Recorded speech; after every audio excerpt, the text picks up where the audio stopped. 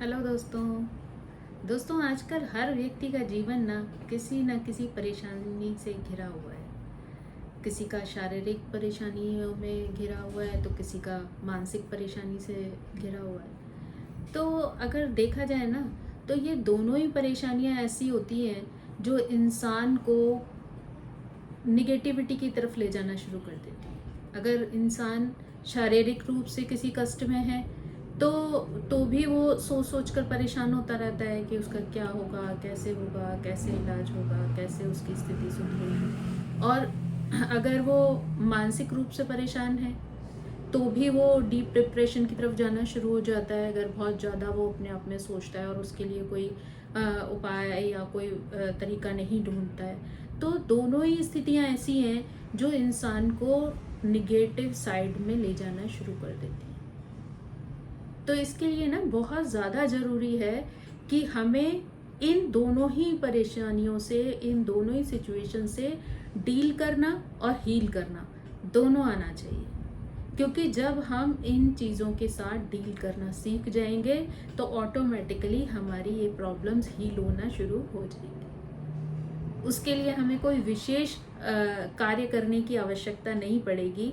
अगर हमें हीलिंग अपनी करनी है तो अगर हम अपनी लाइफ में कुछ चीज़ें नियमित रूप से करना शुरू कर देंगे तो हम उन चीज़ों के साथ डील करने लगेंगे, अगर धीरे धीरे करके, तो वो परेशानियां हमसे धीरे धीरे करके दूर हो जाएंगी, है ना।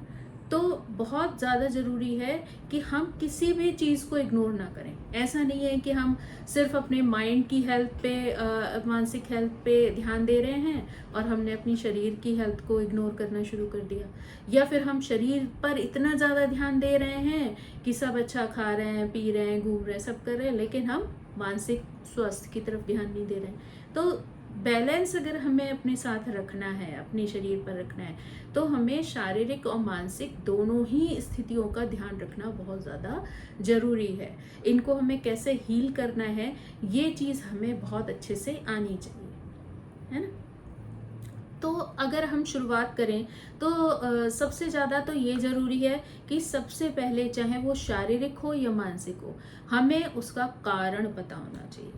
कोई भी प्रॉब्लम अगर आपके जीवन में आ रही है तो आपको ये पता होना बहुत ज़रूरी है कि ये किस वजह से हो रहा है ना। तो उसका कारण जानने के लिए आपको उसकी डीप में जाना पड़ेगा, आपको सोचना पड़ेगा। अगर आपको शारीरिक कोई परेशानी है तो आपको उस तरीके के टेस्ट कराने पड़ेंगे, आपको डॉक्टर से मिलना पड़ेगा और एटलीस्ट आपकी जो मेन प्रॉब्लम है, उसका कॉज है, वो सारी चीज़ें जाननी पड़ेंगी ताकि उसको आप हैंडल कर सकें, उन चीज़ों को आप सुधार सकें अपनी लाइफ में। और अगर आप मानसिक रूप से परेशान हैं तो आपको अपनी रूटीन लाइफ में कौन सी ऐसी चीज़ें हैं जो आपको परेशानी देती हैं, आपको तकलीफ देती हैं, आपके इमोशन हर्ट करती हैं, कहीं ना कहीं आपको इमोशनल बनाती है ना। तो किन चीज़ों से आपको दुख होता है ना, तकलीफ होती है। तो ये सारी चीज़ें जानना आपके लिए बहुत ज़्यादा जरूरी है, क्योंकि जैसे ही आप उनको जान लेंगे तो आपको ये समझ आ जाएगा कि आपको किन चीज़ों को करना है अपनी लाइफ में और किन चीज़ों को नहीं करना है। तो इस अंतर को समझना बहुत ज़्यादा ज़रूरी है। जैसे अगर अगर मैं आपको अपनी स्थिति बताऊं कि जब कोरोना काल शुरू हुआ और उस टाइम पर हमारे यहाँ न्यूज़ चैनल आता था, तो उसमें जब न्यूज़ आती थी तो जब इंडिया की न्यूज़ दिखाते थे तो इतना सैड वाला माहौल देखने को मिलता था। मज़दूरों की स्थिति, लोगों का भूखा, इधर उधर नंगे पैर जाना आना, मतलब जो भी स्थिति उस समय दिखाई जाती थी। हम यहाँ इतनी दूर अगर विदेश में बैठे हुए हैं और वहाँ फैमिली से दूर हैं, तो उस स्थिति में वो चीज़ें मुझे इतना इफ़ेक्ट करने लग गई थी कि कहीं ना कहीं मैं इमोशनली बहुत ज़्यादा परेशान होना शुरू हो गई थी और मुझे ऐसा लगा कि मैं डिप्रेशन में चली जाऊंगी कुछ टाइम के बाद। तो उस चीज़ को डील करना मेरे लिए, क्योंकि फ्लाइट्स बंद हैं, आप कुछ कर ही नहीं सकते, आप कहीं जा नहीं सकते, आ नहीं सकते, तो घूम फिर कर आप क्या हो कि आप अपनी चार दीवारी में बंद हो, अपने घर में बंद हो, आप पूरे टाइम वही वही वही सेम चीज़ें सोच रहे हो, सेम चीज़ें देख रहे हो, जितने बार चैनल देख रहे हो, क्योंकि कोई और प्रोग्राम आ ही नहीं रहा। तो घूम फिर कर आप क्या न्यूज़ खोल रहे हो, न्यूज़ में वही निगेटिव न्यूज़ आ रही है, वो देख देख कर आप परेशान हो रहे हो। तो उस समय पे कुछ टाइम तक ऐसा होने के बाद में अचानक से मुझे लगा कि नहीं, अगर मैंने ऐसी स्थिति पे कंट्रोल नहीं किया तो मैं कहीं ना कहीं बहुत ज़्यादा बीमार पड़ जाऊंगी, बहुत ज़्यादा नेगेटिव साइड में चली जाऊंगी। तो मैंने तुरंत से जो सबसे पहला काम किया कि मैंने न्यूज़ देखना ही बंद कर दिया, क्योंकि बाकी तो जो होना है या जो हो रहा है वो तो हो ही रहा है, उस पर आप कंट्रोल कर ही नहीं सकते, क्योंकि जो चीज़ें आपके दायरे में आती ही नहीं है, उनके लिए आप कुछ कर ही नहीं सकते हो, तो उन पर बार बार दुखी होकर मैं कर भी क्या सकती हूँ, और कोई चीज़ मेरे हाथ में भी नहीं है। तो इसलिए बेहतर ये है ना कि मैं कैसे अपने आप को बैलेंस करूँ ये मैं समझूँ। तो मेरे लिए सबसे ज़्यादा ज़रूरी था कि ऐसी नेगेटिव न्यूज़ सुनना बंद कर दूँ। तो मैंने अपने आप वो चैनल चलाने ही बंद कर दिए, मैं टीवी खोलना ही बंद कर दिया। अब प्रॉब्लम ये आती है कि जब आपने टीवी देखना बंद कर दिया तो आप पूरे दिन करो क्या? आप कहीं जा नहीं रहे हो, आ नहीं रहे हो, कोई काम नहीं है, तो आप क्या करोगे? भाई खाना खा लिया, बना लिया, सब कुछ कर लिया, लेकिन उसके अलावा आपके पास कोई चीज़ नहीं है। तो मैंने ज्योतिष की पढ़ाई शुरू कर दी, और मैं, क्योंकि मेरा इंटरेस्ट भी था, तो उस तरफ मैंने अपने आप को बिजी कर लिया, एंगेज कर लिया। तो क्या हुआ, धीरे धीरे धीरे मेरा माइंड जो है वो बैलेंस हो गया, और फिर चीज़ें अपने आप ही स्मूथ होती चली गई। तो ये तो जस्ट एक मैंने आपको अपना एग्जाम्पल दिया, लेकिन क्योंकि बहुत सारे लोग बहुत सारी परिस्थितियों से, क्योंकि सबके जीवन में अलग अलग तरीके की स्थितियाँ परिस्थितियाँ होती हैं, तो आपको सबसे पहले इसीलिए ये जानना जरूरी हो जाता है कि कौन सी ऐसी चीज़ है जो आपकी तकलीफ का कारण है और आप उसे कैसे मैनेज कर सकते हो। तो इमोशनली भी आपको ये चीज़ समझनी है, और शारीरिक रूप से भी आपको ये चीज़ समझनी है, ठीक है। तो एक तो ये स्थिति हो गई। दूसरा क्या है कि आपको जो सबसे अच्छा तरीका है कि एक तो सुबह जल्दी उठें, समय से उठें, ऊपर से मेडिटेशन करना शुरू करें। तो सुबह की जो एक वातावरण होता है वो फ्रेश होता है, उस समय आपके पास एक आपका जो माइंड है, आप भी सो के उठे होते हो, उसके बाद आपके पास आपके दिमाग में बहुत सारी नेगेटिव थॉट्स चल नहीं रहे होते हैं, क्योंकि आप सुबह सुबह एकदम फ्रेश हो। तो उस समय जो एक ठंडी हवा जो आपको मिल रही है, फ्रेश हवा में जो आप सांस ले रहे हो, वो आपके शरीर को और मन दोनों को ही एक पॉजिटिविटी देती है। तो आपके लिए बहुत ज़्यादा अच्छा है कि आप सुबह उठकर मेडिटेशन या योगा, जो भी चीज़ें आप करते हैं, अगर दोनों करते हैं तो दोनों करें। उससे आपका जो माइंड है वो नियंत्रित होगा। शारीरिक रूप से भी जो चीज़ें आपको असर कर रही हैं कहीं ना कहीं, तो वो भी आपको बैलेंस हो जाएगी धीरे धीरे करके, है ना। तो एक तो ये सबसे महत्वपूर्ण चीज़ है जो हर इंसान को मुझे लगता है कि करना चाहिए। दूसरा एक पॉइंट ये है कि आप अपने आप को खाली ना रखें, क्योंकि जितना ज़्यादा आप खाली रहेंगे उतना ज़्यादा आप निगेटिव सोचेंगे, क्योंकि हमारा माइंड कुछ इस तरीके की सिचुएशन में ही होता है कि पॉजिटिव चीज़ें कम ढूंढता है, निगेटिव चीज़ें ज़्यादा ढूंढता है, और कैच भी कर लेता है फटाक से।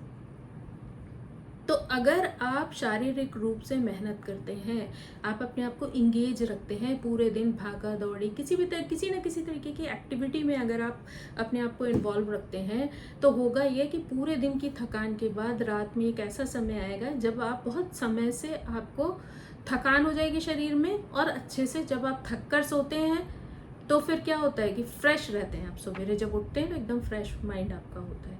वरना क्या होता है कि आप खाली हैं, सोच रहे हैं, जब सोने का टाइम है तो आप जग रहे हैं, और जगने का टाइम है तो आप सो रहे हैं। तो उस स्थिति में क्या हो जाता है कि रात में जब आप सोने की कोशिश भी करेंगे अगर, तो आप सो नहीं पाएंगे, और जब आप रात भर सो नहीं पाएंगे तो ऑब्वियसली आप सुबह के टाइम सोएंगे। तो उससे क्या है, आपकी पूरी दिनचर्या बिगड़ जाती है, और उस पूरी दिनचर्या के बिगड़ने का जो असर है वो आपके शरीर पर भी आता है और आपके मन पर भी आता है।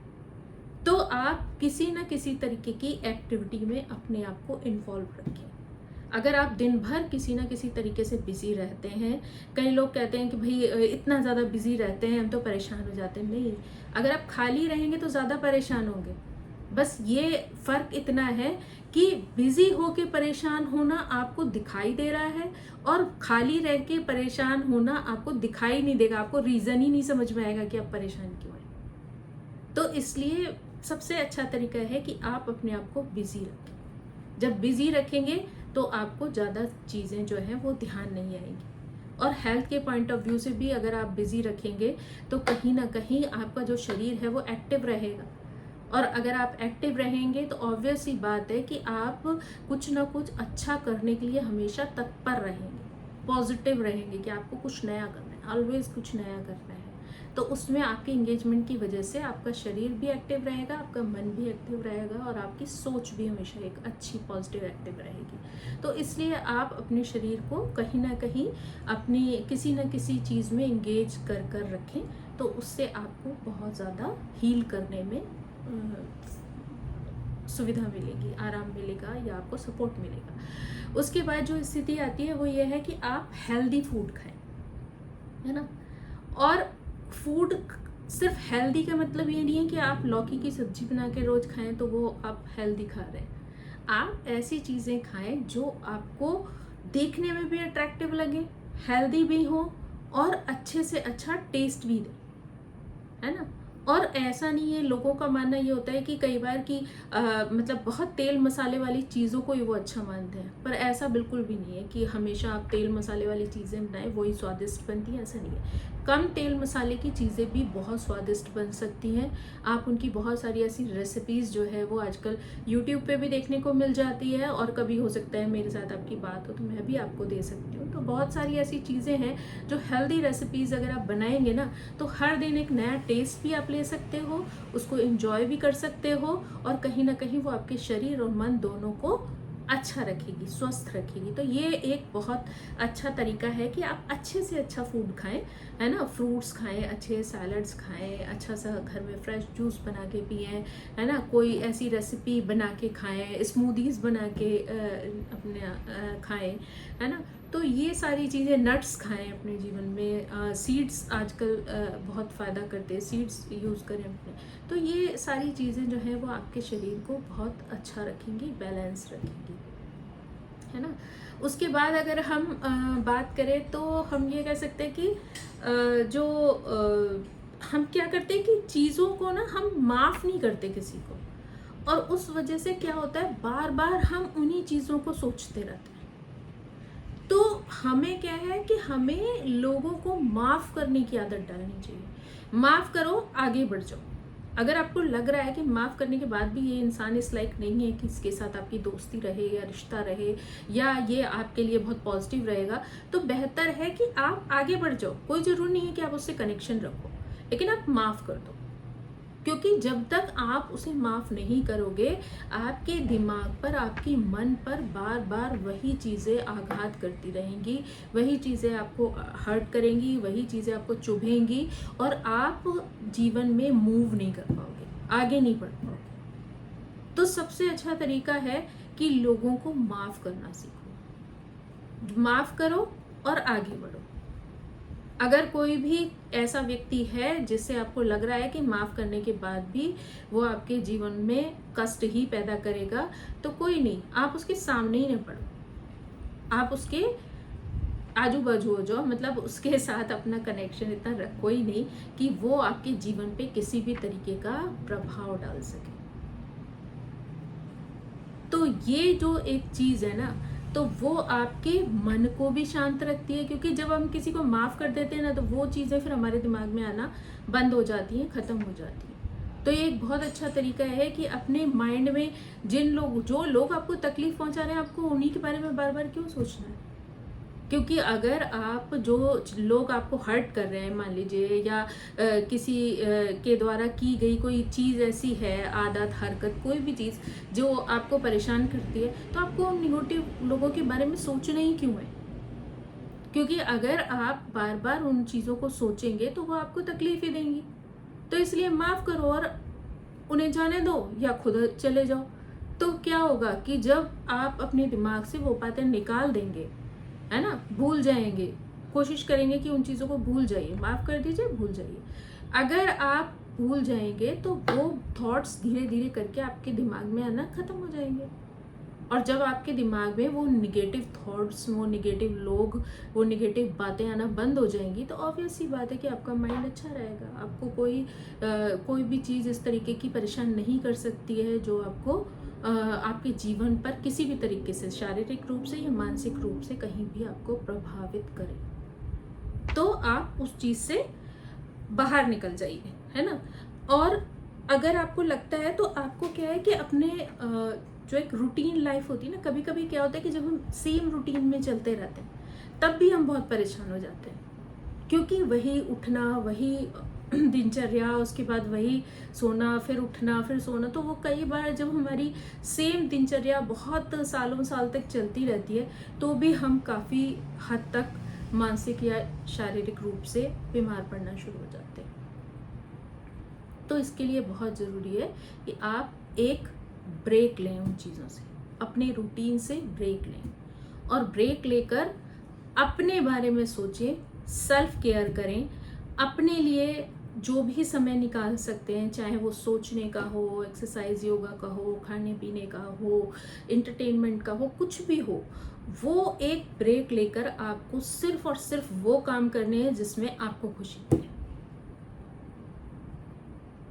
जिसमें भी आप खुश रह सकते हैं।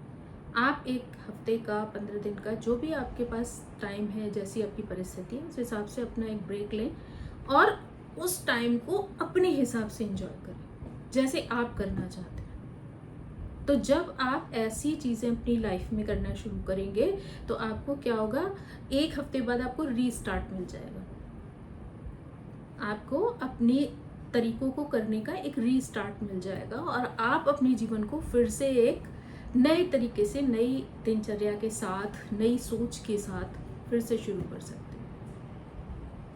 तो ये जो है, ये भी एक बहुत ज़्यादा महत्वपूर्ण पॉइंट है या तरीका है जिससे आप अपने शरीर और मन दोनों को अच्छा रख सकते हैं। अब इस बात पे आप देखेंगे कि कई बार अगर आप डॉक्टर के पास जाएं या कुछ उनसे बातचीत करें तो कई बार डॉक्टर कहेंगे कि आप वेकेशन पे चले जाइए, है ना। कई बार आप ट्रीटमेंट के लिए जाएं, आप कहेंगे। अब वेकेशन पे जाना तब संभव है जब आपके पास समय और पैसा दोनों हो, और बहुत सारे हमारे यहाँ ऐसे लोग होंगे जिनके पास ये परिस्थिति संभव नहीं हो पाती, ये परिस्थिति नहीं होती है कि वो पैसा खर्च करे बहुत ज़्यादा या फिर बहुत ज़्यादा समय दे पाए, है। तो क्या है कि, लेकिन ये नहीं है कि अगर डॉक्टर ने कहा और आप नहीं कर पा रहे तो पता चला आप इसी बात को सोच के डिप्रेशन में चले गए, आप इसी चीज़ से परेशान हो गए। नहीं, आपको सोल्यूशन ढूंढना है कि अगर आप ये नहीं कर पा रहे हो तो क्या ऐसा है जो आप कर पा रहे हो। अगर आप बड़े वैकेशन पे नहीं जा सकते तो आप हफ्ते में एक दिन पिकनिक पे तो जा सकते हो, आप पिकनिक पे चले जाओ। आप कुछ ऐसा चेंज कर लो जिससे आपको अच्छा फील हो, है ना। छोटी छोटी चीज़ों में खुशियाँ ढूंढना शुरू करो, छोटा छोटा टाइम एक दूसरे के साथ स्पेंड करो, जिसके साथ आपको अच्छा लगता है, चाहे वो आपकी कोई फ्रेंड हो, आपका हस्बैंड हो, आपका कोई फैमिली मेम्बर हो, या फिर कोई भी पर्सन हो जिसके साथ आपकी अच्छी बॉन्डिंग हो, अच्छा अंडरस्टैंडिंग हो। आप उसके साथ कुछ नहीं तो आप 15 मिनट बात कर लो, आप फील करोगे कि आपकी एनर्जी जो है वो उससे बात करने के बाद वापस आ गई। तो कभी कभी क्या होता है कि बड़े बड़े रास्ते खोजना हर एक के लिए संभव नहीं होता, बड़ी बड़ी चीज़ें कर पाना हर एक की परिस्थिति में शामिल नहीं होता। लेकिन अब उन चीज़ों को अपनी जीवन का दुखड़ा बनाकर अगर आप रोते रहोगे तो आप उन चीज़ों से कभी बाहर ही नहीं आ पाओगे। उसके लिए सबसे ज़्यादा अच्छा तरीका है कि जो भी परिस्थिति है, जो भी आपकी सिचुएशन है, जितना भी आपके पास पैसा है, जैसा भी आपका माहौल है, उसमें कौन सी ऐसे काम, ऐसी चीज़ें आप कर सकते हो जिससे आपको खुशी मिले, जिससे आपका माइंड और आपका शरीर दोनों रिचार्ज हो जाए। तो जब आप ऐसी कोई चीज़, छोटी छोटी चीज़ों में खुशियाँ ढूंढना शुरू कर दोगे तो आपको बड़ी चीज़ों की कमियाँ महसूस नहीं होंगी। आप धीरे धीरे उन्हीं के साथ एडजस्ट करने लगोगे, वही चीज़ें आपकी खुशी का कारण बन जाएगी, है ना।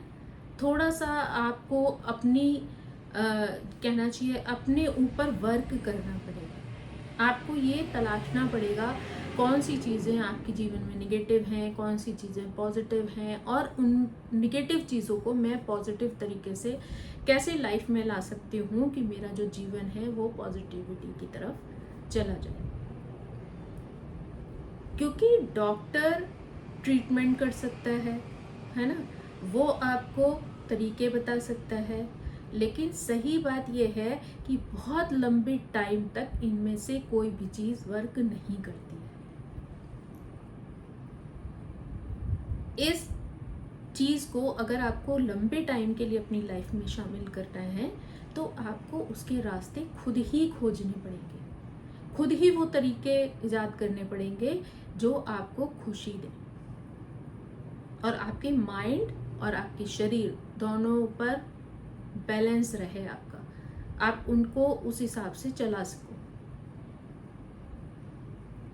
तो आई होप आपको समझ में आया होगा कि कभी कभी हमें बड़ी बड़ी चीज़ें हमें रास्ता नहीं दिखाती, लेकिन छोटे छोटे तरीके, छोटी छोटी चीज़ें करने से भी हम अपनी लाइफ को सेटल कर सकते हैं, अपने आप को हील कर सकते हैं, अपने लिए जीवन में खुशियाँ तलाश सकते हैं, है ना, अपने माइंड को बैलेंस करना सीख सकते हैं। तो ये सारी चीज़ें जो हैं वो सिर्फ और सिर्फ हमारे हाथ में है।